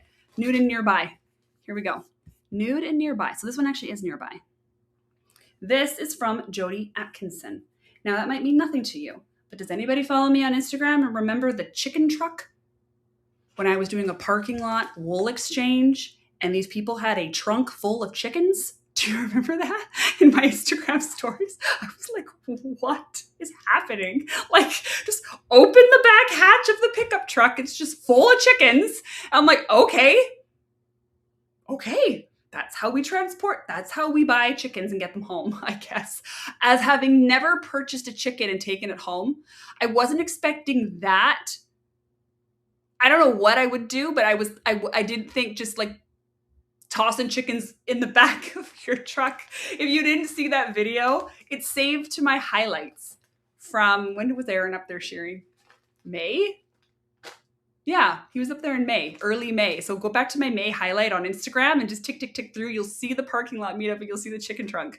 But it was like, it was so funny. So Aaron and I went on a shearing trip. My husband's a shearer. One of his little fun hobbies he likes to do, side hustle. And we went up to kind of like the Salmon Arm region in and around there shearing. And in the midst of a shearing day, Lynn from West Coast Color, she's like, I got this wool hookup. And these people are here because they're getting chickens, but they're from somewhere else. And so we're going to like meet them. So we drive out to some place. I'm not from this part of BC, so I don't know where I'm going. Lynn could be driving me out into the wilderness to kill me for all I know, right? But like, and so we're driving out all these back roads. And then we just pull up to this like little tiny like corner store place. And there's these people and she's got all this wool in her trunk and chickens. And so I ended up just buying everything that she bought. It was so fun. It was like, I don't know. It's one of those days you'll remember, you know, that was really, okay. So here's what Lynn's trunk looked like. That's what I grabbed from this shepherd. So I had actually the first time, and wait, do I have one of the chickens? No. I have, let's see. Oh, hello, friend. Okay, that's us. That's Lynn. There's Jody. And Lynn's looking through them all. Just like this, just wool exchange in the parking lot. No big deal. But the first time I had tried a Jody fleece was Lynn, again, was at a spin-in up in the interior. And she was like, Melly, there's this lady next, she calls me, right? Out of nowhere. Melly, there's this lady next to me at the table. She's got the most beautiful CVM crosses. They're so beautiful. You need to buy them. And I'm like, okay. And so then I just like e-transfer some woman all this money. And then Lynn brings the fleece down the next time she comes to the coast. It was really funny. And they were great. Lynn's got a great eye. So I trusted. I was just like, I'll just blindly sending money to some woman named Jody. Then when we went up for shearing, she had connected Jody so I could get even more fleece. Now I have so much Jody wool and you're going to see why it's exciting to have. So here's what I wrote about Jody.